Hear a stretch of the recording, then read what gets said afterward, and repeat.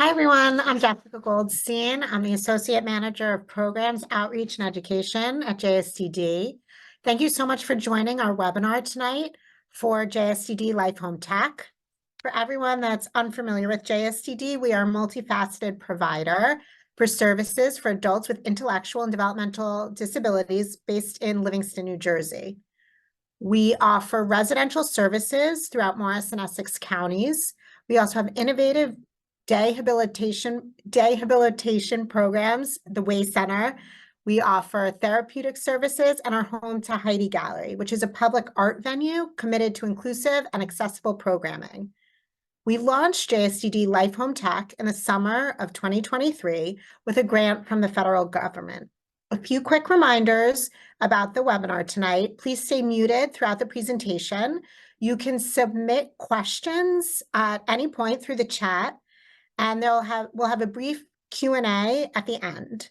The session is being recorded. Feel free to keep your camera off if you are more comfortable. We will be adding directions for closed captioning into the chat, and they'll also be included in a Zoom link that was sent to you ahead of the webinar. Thanks so much for being here today. And without further delay, I'm going to pass it on to Susan, who will provide a little bit more about Life Home Tech. Hi, thanks to everyone for joining us tonight. I'm Susan Nasberg-Abrams, and I'm the project coordinator of LifeHomeTech, which means that I run the day-to-day implementation of this program.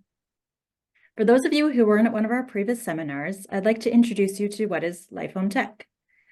LifeHomeTech is an initiative at JSTD to promote an improved quality of life, including enhancing community connection, engagement, independence, safety, and accessibility for adults with intellectual and developmental disabilities, autism, and those that are aging in place.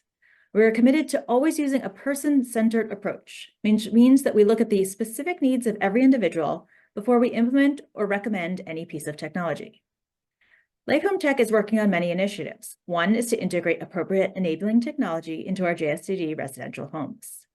We are also working to educate others in the broader community about how enabling technology can benefit those with IDD, and that's why we developed this webinar series, so thanks for coming. We have one more session that we're encouraging you to sign up for. On May 30th, we'll be discussing augmentative and alternative communication, AAC, including what it is, who is a candidate for AAC, and how to access services through your DDD budget. This will be led by Barbara Seltzer, who is both a speech-language pathologist and an assistive technology professional. Before we get started with today's sessions, I just want to introduce you to the rest of the team. You already met Jessica. We also have Aubrey George on our staff. Unfortunately, she couldn't make it tonight, but the two of them were essential in helping us get the grant for this project. Randy Lesser is the Director of Quality Assurance for Technology. She oversees compliance standards and leverages tech systems to ensure high-quality service. She's working the back end of our Zoom today. Tatiana Copeland is the project assistant for Life Home Tech. She helps it with the day-to-day process of making this grant happen. Tatiana will be watching the chat, so if you have any questions, we encourage you to ask them in the chat, and Tatiana will make sure that they are answered. We're really excited to have Kerri Morse lead today's webinar. I'm going to pass it on to her now, where she'll tell you a little bit about herself and get on with the seminar. So thank you. Thanks for having me, everyone. It's a pleasure to be here, and I'm excited to talk about building independence and using different supports for task prompting. I'll tell you a little bit about myself first. So my name is Kerri Morse, and I currently own a consulting business focused on assisting nonprofits and other types of businesses in supporting individuals with disabilities in employment settings or independent living settings, and really around program development, so creating new programs for individuals with disabilities. But before I opened my consulting business, I was a teacher in the public schools for 9 years. So I taught high school and transition age students in and how to transition them into the adult world of work and living. And then I also worked for 20 plus years in nonprofit settings, developing programs for those with developmental disabilities, many of them having a lot of support needs, et cetera. So my passion has always been trying to develop programs and supports to enable those with disabilities obtain their life goals, whether it be employment related or independent living related. And today we're really going to focus on independent living. So we'll focus on tools today that both are helpful for professionals and families. If you are, interested in teaching or supporting someone in their independent living skills, either in a home environment, as part of their day programming, or in the community, we're going to touch on all of those things. So hopeful that this is applicable to you and your loved ones. We're going to talk about how to increase confidence and efficacy in using these tools to teach daily living skills. So in a nutshell, there's so many apps and tech tools available today. I don't know about you all, but I always feel overwhelmed when I hear of lists and lists of apps and, which ones do I use? How do I use them? Are they free? Are they not? So my presentation today is really going to provide you a framework so that you have a system to use when you're trying to decide and you're working with your loved one to decide which enabling tech tool is really going to best support the daily living skills that you all identify as most important. So we'll also review a handful of technology applications. We're going to talk about their use. And don't worry, at the end, I have a resource list that goes along with my presentation so that you can look into each of these things more in depth and find out how to use them beyond the 1 hour that we're going to speak today. So when selecting an enabling tech tool to support specifically a daily living skill, we're going to talk about how you're going to consider which tools align to the level of skill development, and we'll talk about what that means, the environment, and of course, the person's goals and preferences. Those things always need to be person-centered is really important when choosing different applications.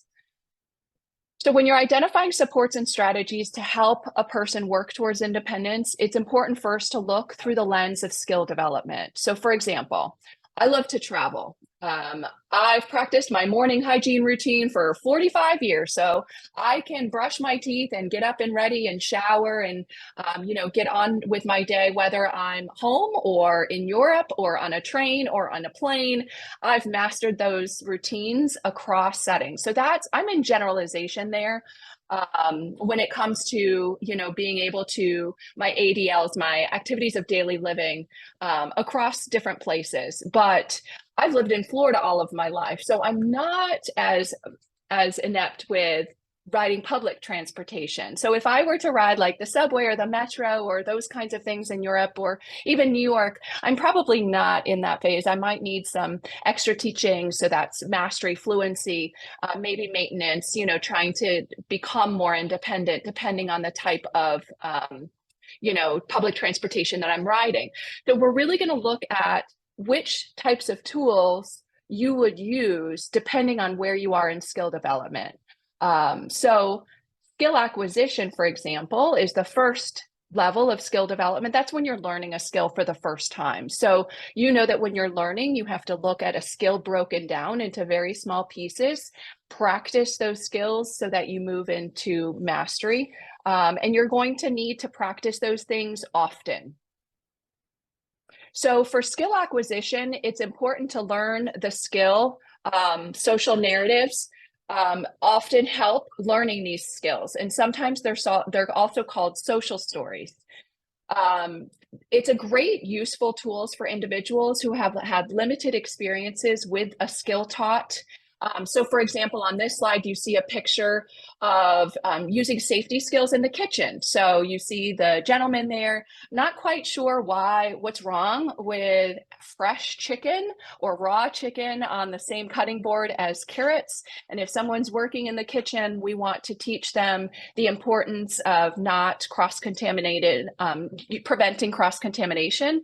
So you would help someone understand what those social expectations are. It also, using a social narrative lessens anxiety. So you could use them for scenarios like going to the dentist, going on a cruise for the first time. Social narratives are also great for those that need explicit teaching for social skills in order to understand the why. Why are things socially important and what are the social expectations? Like the danger of sharing personal information with strangers. That's a big one. So using a social narrative for a skill like that is really important to understand the why. Why is that skill important? And as you see on the slide, social narratives can be used to introduce the topic, give a justification. I like to include specific things within a social narrative, like why is it important? What is the vocabulary needed to perform the skill? So pre-teaching some of the vocabulary around it. And then here's where the technology comes. You can also embed a video model of the skill being performed, and we'll go more in depth into that. Additional information like when and when not to perform the skill, examples and non-examples, and then sometimes it's great to just put in some review questions. So let's take a look at an example. So this is my social narrative. Hi, today we're going to learn about safety skills in the kitchen. For this social narrative, I used, you see my little Bitmoji character there. So if you're not familiar, Bitmojis are everywhere. But you can create this cartoon avatar. It really makes it fun and interactive for all ages. You can create a Bitmoji by going to bitmoji.com. You or the individual practicing the skill can create their own Bitmojis, and you could put fun stickers into these messages or onto documents like this. I created the background of this social narrative using Canva, which is one of my favorites for any kind of design. I use it for work presentations, flyers, these kinds of fun presentations as well. So just kind of a plug, Bitmoji and Canva both have free account options, so it's free of charge for the initial level. If you are a professional teaching group lessons, you can also consider something like Nearpod. Is another great tool or platform to use for social stories. It's a great way to teach interactive lessons. There's also some gamification and assessment tools built into Nearpod. So all of those, Bitmoji, Canva, and Nearpod are great tools to use for a social story within the skill development phase of acquisition. So you can see here my social story when working with food, you need to have good hygiene. So what does good hygiene mean? So I'm defining keeping hands away from face, washing your hands after touching food, after using the bathroom. So here I go, why is it important? So you're explaining the why. And all of these little designs I just really dragged from Canva. It was really easy. They have a great library. And then here I'm assessing. So when do you need to wash your hands? So these are the examples and non-examples, and this is a great discussion element to make sure that they understand the skill and when to apply it. And then here I have a video.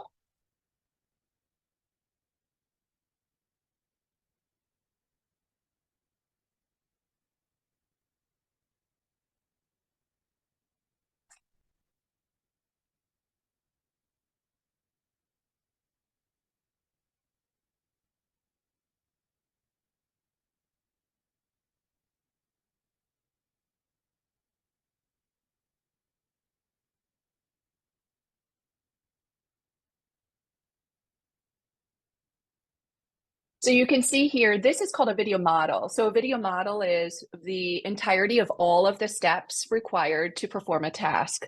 If someone were learning this in acquisition phase for the first time, it may be more beneficial to take the video model and to stop after each step. That's called video prompting. So it's chunking each step, each individual step into its own segment.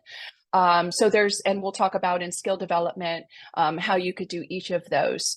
And I just wanted to mention, you see that little logo on the bottom, cap wing. We used that to actually put the closed captions on the video, which were really cool. And it lights up the word that said for those that are maybe in the early stages of reading and need that support. So we talked a little bit about steps of a task. In video modeling, we use, or with or without video modeling, we use what's called a task analysis. So you heard the instructor give verbal prompts and demonstrating each breakdown of steps. So the task analysis is literally a breakdown of steps. During task acquisition, when someone is learning a skill for the first time, you really do want to break down each step into a single action. And then once the individual has reached mastery or is practicing on a regular basis and becoming more proficient, what you could do is you can combine the steps or you can chunk them into a series of steps. So maybe you break hand washing into 2 videos. So there's the beginning and the end, depending on their learning needs. What's great about a task analysis is it serves as a written record. So you can collect data in the end, especially for professionals, maybe not for families, but professionals can look at the different steps and create a data sheet so that we can record which steps are performed accurately and which ones need more support. It also provides structure, and it's utilized the same way by all users. So, we have many different ways of folding towels at home versus if you were working at the Marriott. We have many different ways of maybe making a peanut butter and jelly sandwich. But what a task analysis does is, especially for first-time learners, you want to make sure that it's taught the same way every single time until they become proficient. So a task analysis really allows you to give the instruction in a similar manner each time. And if different professionals or different parents are teaching skills, the task analysis will help make sure that everybody's teaching in the same way. Task analysis, you could have something that's low tech, like a typed list, or just pictures next to written lists. But then you can embed things like videos of each step that we talked about, or the entire task. You could take a video of the entire task. And the things that you want to just consider is the type of learner that you're working with. So a typed list, someone would need the prerequisite skill of being able to read. Maybe if they aren't able to read, you have the pictures that come along with a written list. If they're an auditory learner, or if they, can benefit from seeing a skill performed, a demonstration, then I would say that the video task analysis would be ideal. So just thinking about different types of tasks that you would use a task analysis for, really anything. But maybe if you're working on different like cooking skills, making a smoothie could be a simple, maybe 6-step task, like get out the blender, remove the lid, grab your ingredients, and maybe it's each ingredient is a separate step. Add your ingredients to the blender, put the lid on, turn the blender, unplug the blender. You have to put in some safety steps in there as well. But you could also use a TA, we call it task analysis, to teach and support any daily living skill: brushing teeth, doing the laundry, making a purchase on Amazon, managing your bank app. If someone is independent and really managing their personal finances, maybe it's logging into your own personal bank account on your cell phone. So there's lots of different things that you could use a task analysis for. And really the videos can be conducive, all skill levels. If someone needs a lot of support or someone's pretty independent, you can really use a task analysis for anyone.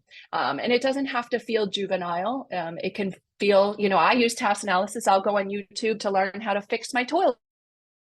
And usually I'm not successful, but I try. So, we use video models in everyday life. So, here is a great resource, the Center on Transition Innovations, CTI. It's a project of Virginia Commonwealth University. They have great resources and innovative models to support students with disabilities, specifically transitioning into adulthood. So if you wanted to check it out, I just have a video here that will give you a little bit more information on how to create a task analysis. You may or may not be interested in, in creating the data sheet and doing all of those things, but I did want to share this with you. They have a YouTube channel that you could find the video demonstration like this one. In this video, it does refer to staff at a school using a task analysis to help a transition age student learn how to clean gym mats at her work site. So they're practicing different pre-employment skills. It is in a community-based setting, but if you could practice this at home or daily living skills or in the community across settings. So I'll just play this for just a couple seconds just so that you can see. Can you hear it okay? You hear? We don't hear it, so if you want to narrate, that would be great. Okay. One moment.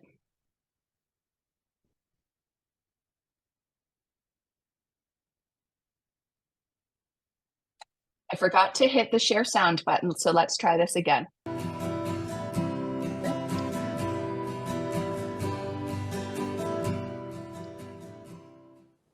A task analysis, or TA, is an evidence-based process of breaking up a skill into smaller, more manageable steps in order to teach the skill. School and business staff benefit from the use of a TA because it serves as a written record of student performance and business expectations. Businesses do not have to devote additional time to training school staff who may be unfamiliar with a business site. A TA provides structure to ensure that a student is taught the task the same way each time, and instruction can be consistently delivered between multiple instructors. This prevents instructors from using different teaching techniques, which can lead to student confusion and frustration. Even if the same staff member is not able to work with the same student within the classroom or work experience, use of a TA means data collection is still objective, reliable, and can be replicated.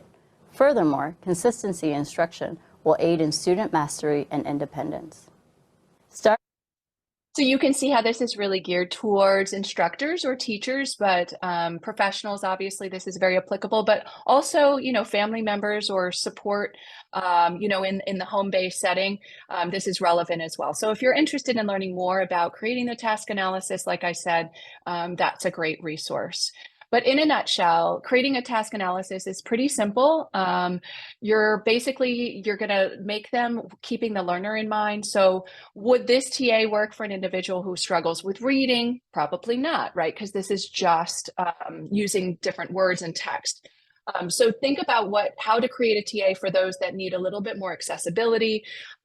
So does the individual prefer text? Would they do well with pictures or photos added for comprehension? Would an auditory component help? And then we're going to talk a little bit more about adding videos as well. So using task analyses, like I said, across settings, across tasks are really important, especially in skill acquisition. So now we're going to look at mastery or fluency. So mastery is when you are really practicing that skill, you're learning the skill and you're becoming more accomplished with it. So like the social narrative with hand washing skills, now Johnny is able to complete each step, but maybe he needs some help or he needs some reminders with certain steps along the way. You want to keep in mind that the level of mastery really depends on the skill taught. So if you think of the skill of like crossing the street, you kind of want 100% mastery, right, of crossing the street. But if you're thinking about something like making a smoothie, it's okay if you're putting the wrong amount of blueberries or if you're putting in blueberries before strawberries.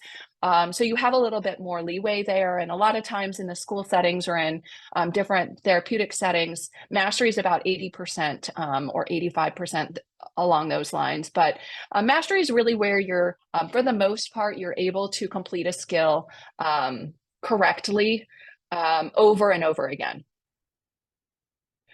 So now that we know what a TA is, a task analysis, let's move into prompting. And again, we're just defining these skills so that when we're using the technology, we're able to understand the teaching and the learning behind it.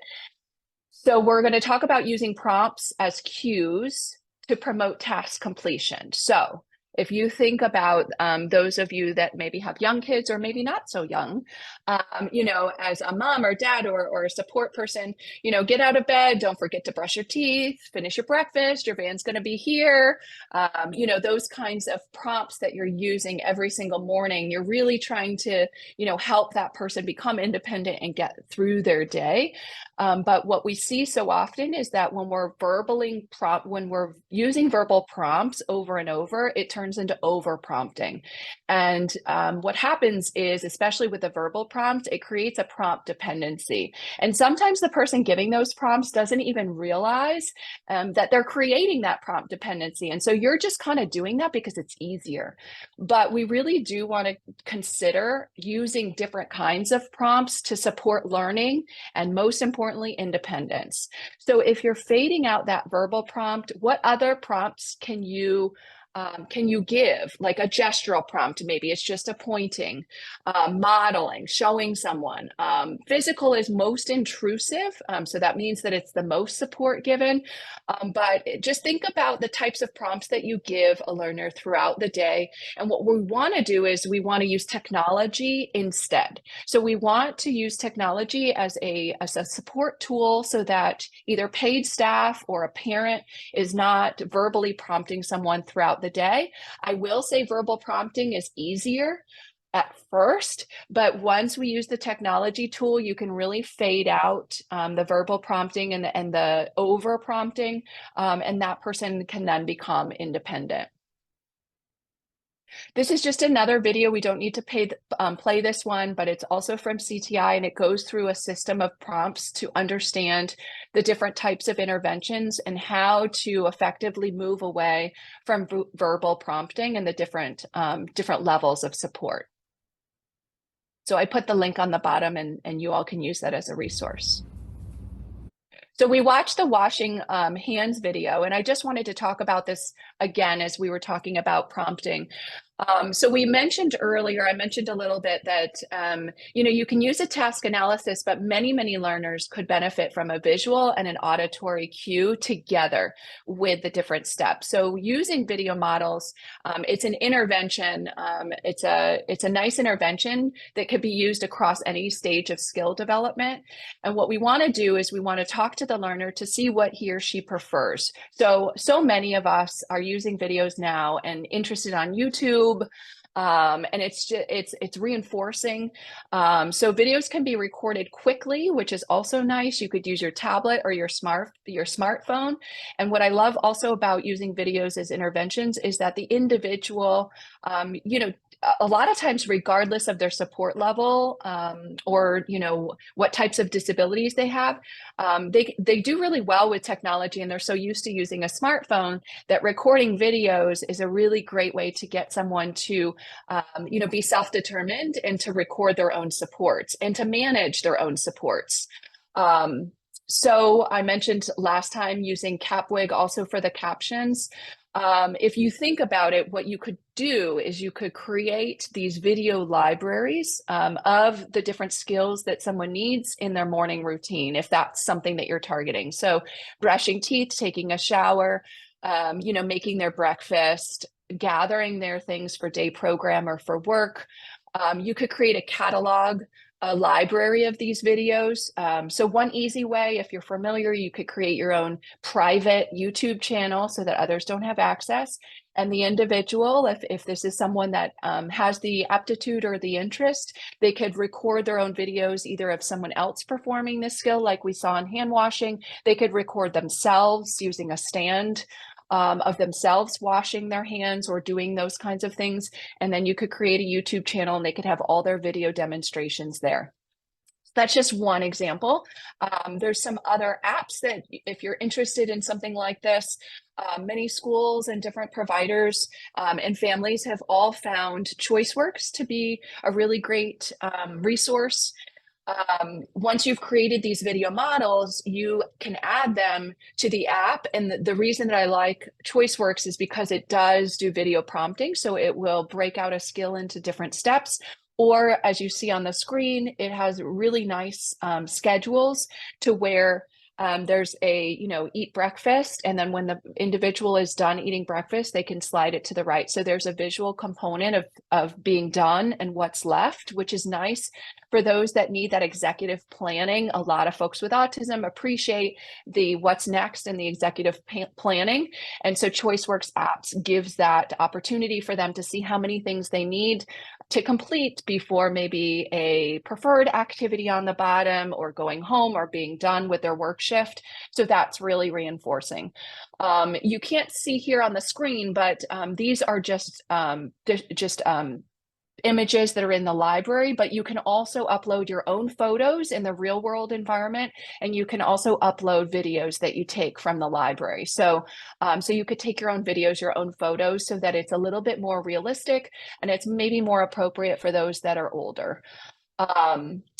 So just to reiterate the different things that it offers, it is you do have to pay for ChoiceWorks. It's $24.99, but it comes with video schedules, task prompting, timers can be added. So if someone is working on brushing their teeth and they're taking too long or not taking long enough, you can add a timer. You can add reinforcers. You can share all of these things across devices using Bluetooth. You could print these things. It's also a great tool for those that are working on self-regulation, which are many of our guys. So it provides a timer to help individuals wait between tasks Also coping strategies, which is a big thing that a lot of our guys are working on. So what to do in certain scenarios if their bus is late, or, if things are out of order for the day. So it's a great tool to use for coping strategies, deep breathing, or, get a glass of water, those kinds of things that we'll talk a little bit more about. And you can find ChoiceWorks on a website called beevisual.com, and that will also be included in your resource page at the end.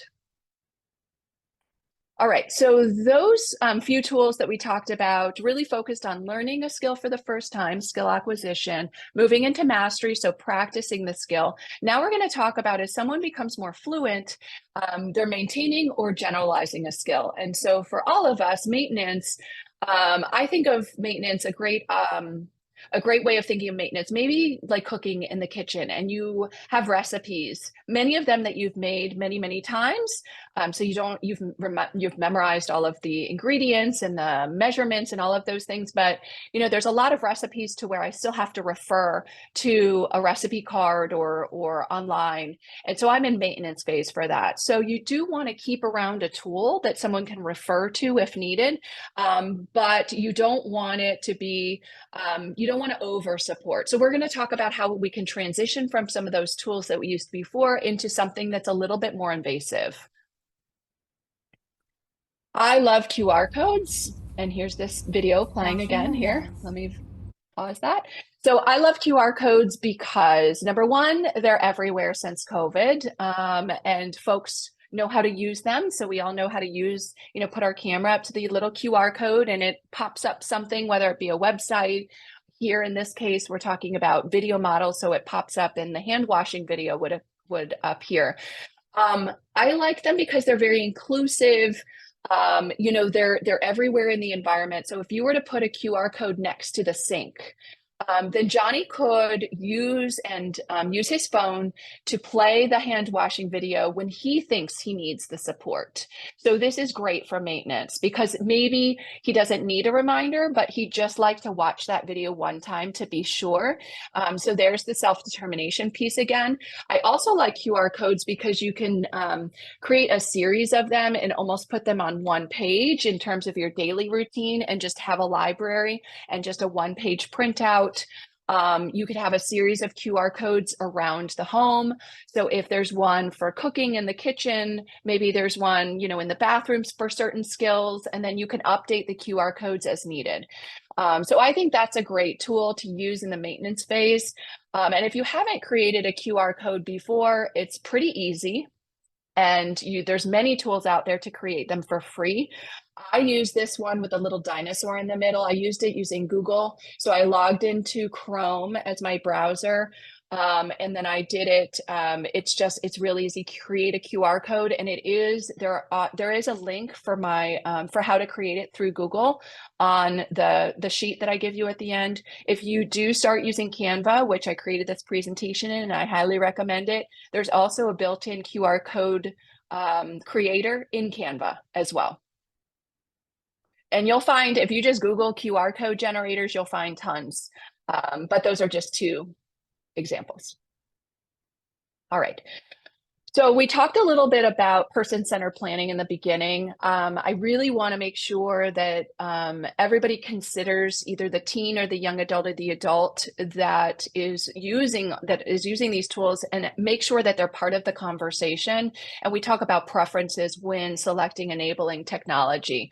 So you could sit down and you talk about which goals are a priority. Number one, because you want everybody to be on board that this is something that we want to work towards. Number two, we only have so much time, and creating all of these videos and these tools can be overwhelming, especially when we have real world things going on. So prioritizing goals and making sure that we kind of pick one thing to start with can be a good step to get us used to either creating the videos or choosing, do we want ChoiceWorks? Do we want to just upload them up to, YouTube to get started? So prioritize which task is something that the individual wants to work on and something that's important for the family. That would be a good first start. And where are they motivated? Are they motivated to make their own breakfast? Maybe that's something that you want to start with. Are they motivated usually to purchase something on Amazon. Okay, so if we're learning finance skills and self-determination there, that's really reinforcing. So maybe you can practice learning a new skill by something that motivates them. So if the skill isn't considered a priority and isn't motivating to either party, the person learning or the person helping them set it up, then it's going to be kind of a little bit tougher to get started. So if Maria here is purchasing from Amazon for the first time, so this is skill acquisition, we want to think about, does she have any experience with making purchases online, maybe using something besides Amazon? Which tech interventions are available? We want to look at, does she enjoy watching videos on YouTube and learning from videos? Would she enjoy being recorded herself to complete the task? Is that reinforcing to her? Or would she want her best friend to be recorded, or maybe her support companion to do it, or a job coach? Lastly, it's important also to make sure that we're fading out or changing the supports. So remember when we were talking about setting up a YouTube channel or using ChoiceWorks, maybe they don't need ChoiceWorks anymore. Or there's another great app called Life Sherpa that I forgot to mention when we were talking about ChoiceWorks. It's very similar to ChoiceWorks. But maybe those types of apps or interventions, as someone's moving into maintenance and generalization, are over supporting. So maybe we want to flip to a QR code. So really keeping in touch with how someone's doing with their learning and their development. You can fade out or change the supports as you go. So after creating this person-centered plan with Maria, I wanted to just show you a sample of what her daily schedule might look like and the supports that we talked to Maria about and what she chose for each task. So you see that she's in the skill acquisition phase of maybe learning to take her own medicine, maybe getting in the car. In the morning, maybe she's setting up an Uber or something along those lines. But she's in the fluency stage, so she has had more practice with getting dressed, brushing her teeth, and putting on her shoes. So we can use different tools depending on her choice and where she's at.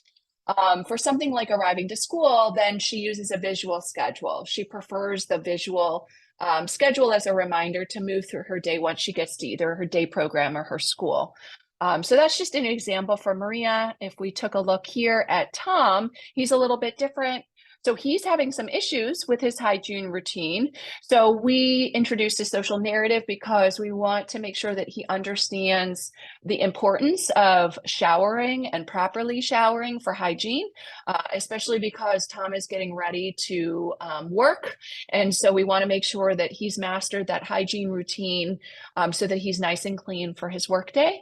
Otherwise, he's mastered many of his morning tasks. He's fading supports, so he only needs to refer to a checklist when he's putting on his uniform and packing his lunch. He's transitioned to a QR code for making a lot of his breakfast items. So he has a nice little book where he can open up and he can see what he wants for breakfast. He has 5 or 10 items listed on there, and each one has its own QR code that he can scan if he needs a refresher for making breakfast. So we all know that these things are well and good, but if there's changes to a schedule or an event that comes up that's unexpected, a lot of individuals feel very anxious or upset, and sometimes we have some maladaptive behaviors. So it's great to also have enabling tech tools available that help provide predictability and lessen anxiety. And social stories are great for that. So when there's a new skill, especially when it has to do with things that you know are going to bring on anxiety, like going on vacation, going on a plane, having a lot of people, things that are unexpected, I would say start with that social narrative because you could talk about unexpected events and talk about scenarios that might come up, and that will help someone with that unpredictability. The other thing tool-wise that I would suggest is maybe like a first then schedule. It could be used when a person feels overwhelmed. It can also, a first then can be used. We have a lot of unpreferred tasks that we go throughout our day. And I don't know about you all, but at 5 o'clock, I know what my preferred task is going to be to reward me for the things that I accomplish throughout the day. So, you know, whether it be to take a nice shower or to watch a nice TV program or to take my dog on a walk, you know, a first then is a really helpful tool. And you can use it, you know, first in the morning. If I wake up and get out of bed, then I get my coffee. So that's my first then. And it could be just simple picture based, or it could be on an app, or it could be part of a video model as well. Those first thens, just as a reminder, can be also embedded into ChoiceWorks. They have first then boards available on ChoiceWorks as well. Lastly, it's important to also have a toolbox of coping strategies that you all practice often. So when things go off schedule or a troubling situation occurs, many individuals have been practicing maybe throughout school or day program different appropriate strategies that they could use rather than those inappropriate coping strategies. So my coping strategies might be to take a deep breath, or to listen to music, or go for a walk, do a word search activity, watch a funny video. So a lot of those things, you know, you could have available on your devices as part of your library. And I wanted to kind of show you a way to organize all of these things. So we have, my schedule, and we have ChoiceWorks, and then we have our coping strategies. So one great way to one tool or platform to bring all these together, I've been using a platform called Padlet. If you're not familiar, I would check it out. It's basically a bulletin board. So it's a way that multiple users, whether it's the individual, it could be a therapist, it could be a parent, it could be a coach, multiple individuals can put resources onto a toolbox or into a toolbox. It's a great application. It provides the organization that individuals need and easy access for all the enabling tech tools that we've been talking about. So there's different board designs. The individual, if they like doing these kinds of things, they could label each of their different columns that you see there. They could change the colors. They could upload websites, applications, videos, their social stories, their QR codes. They could have it all in one place. So here, the sample that I have is they have their schedule listed there. So I created a weekday and a weekend schedule, and I just did this using Canva, and they have really great templates that are nice and pretty. And then what I did was I uploaded some recipes that were also created on Canva. So I have breakfast recipes, lunch recipes, and the recipes that you see there, if you were to click on it on Padlet, it actually opens up into its own PDF document. So you can include that, or you can have video models for each of the recipes, and you can upload them into Padlet. I will say with Padlet, there's a free version, but the more storage you require, you may want to pay for additional storage. So if you're seeing that videos are really helpful and you want to upload all of the videos take a lot of storage. So you would probably want a paid version of Padlet. Otherwise, if it's links or uploading just simple PDFs, you don't need to pay. Maybe for grocery shopping, there's a grocery list, there's a little social story shopping at the grocery store, there's a YouTube video there about, things to keep in mind. You may have your chore list listed there, and I have washing dishes, take out the garbage, those kinds of things. Maybe some self-advocacy skills, coping strategies. So this is just a great all-in-one toolkit. You can ask the individual that they could upload their own supports. Like I said before, you could share it with therapists, direct support professionals, anybody that's on the support team. Here's another example. This one is more work-related, employment. So if someone's getting ready to participate in either pre-employment or volunteer work or paid employment, maybe you're working on some resume building, job interviews, different things to keep in mind for first day of work. What to do. Maybe there's a social story about asking for help. You're putting QR codes on there, all of those kinds of things. So you could see Padlet could be used for all different scenarios. You could have one Padlet page, if you will, or board just for recipes. You could have one for just the morning routine. You could have one for community. You could have one for home, one for day program. So Padlet's a great tool to organize all of those things that we mentioned. So I did say in the beginning that I would provide a resource page. So this is just kind of a zoomed in version, and we'll make sure that you have access to this. So just as a recap, we went through Canva, and I used that for the presentation or really any kind of design that you want to make pretty. So any kind of flyers or social narratives or any kind of those things. I did include a link here, how to use Canva. So you can copy that link and watch YouTube videos, or just type Canva into YouTube. They have tons of videos.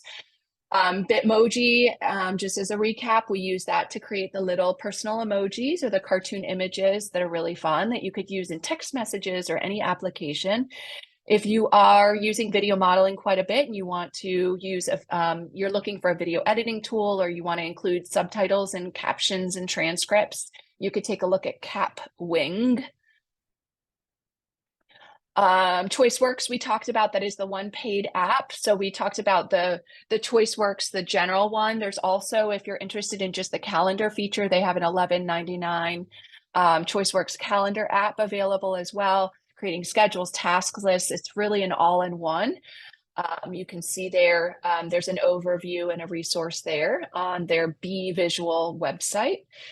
If you're interested in making QR codes, those are super easy to make and share.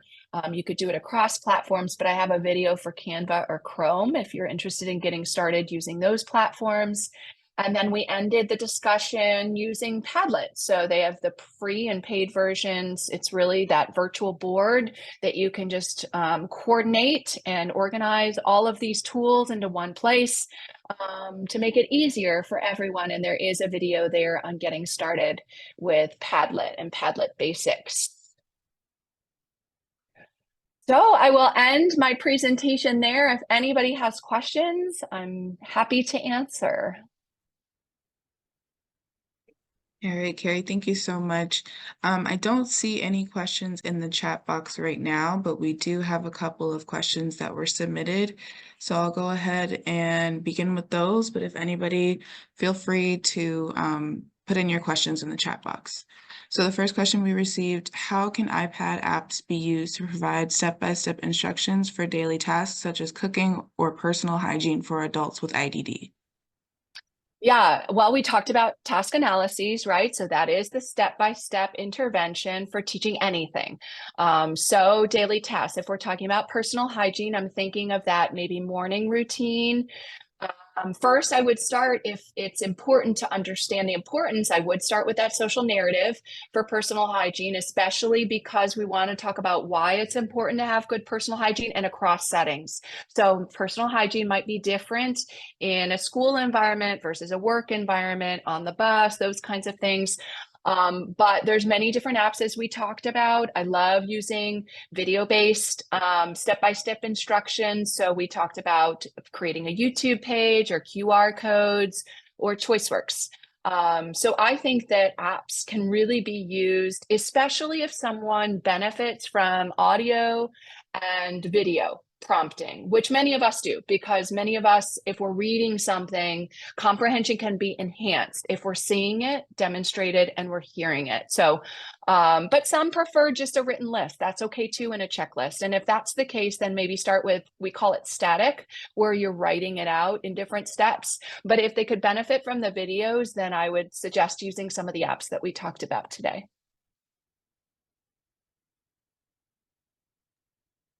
Thank you. The next question that we received: what are some effective strategies for customizing iPad apps to match the individual needs and abilities of adults with IDD? Yeah, and I think first choosing which app, right? Because we want to consider, again, the stage of skill development and their preferences, but there are some ways that you could customize the intervention. So an app I consider a teaching tool or an intervention. So something that helps support someone in learning or doing the daily living task. I love video models because they can be customized to allow, we talked about chunking, remember? So there's prompting, which is each individual steps, but then you can put the individual steps together into longer videos if they're mastering a skill. And really what I like about video models, the individual can become more proficient as they go along, and then they could re-record videos for just the steps that they need help with. So they can determine, you know what, for this recipe, I need help just with this set of steps. So I'm going to just record a video for where I'm getting stuck, or I'm going to record, videos for the beginning so that I can get started, and maybe at the end so that I remember what it's supposed to look like. So it's great for self-determination and customizing the intervention. Also, I just want to reiterate the fading. So we want to make sure that we're enabling someone to fade the supports, so that maybe involving maybe more of a QR code or something like that, and getting them involved in creating their own supports is a great way of doing that. So self-determination and involving them in the planning process is really important, and that will allow someone to customize it for themselves and determine what they need in terms of the level of support. Great. What types of support and training are needed for caregivers and support staff to effectively implement technology-based task prompting for adults with IDD? Yeah, I don't know that there's like specific training. I think it's just practice. And I think honestly, it's time.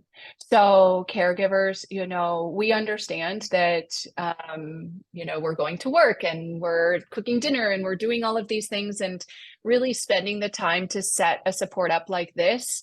But it's an investment, just like anything else. And I think that if the goal of the individual and the family and the support staff is reaching independence, then we can put in the extra time up front to record these videos, to teach them how to do it on their own, to set them up, and then we will see the rewards in the end. And I hope it's fun. I hope it's engaging and fun, and someone is proud that they're able to record their own videos and determine what supports they need.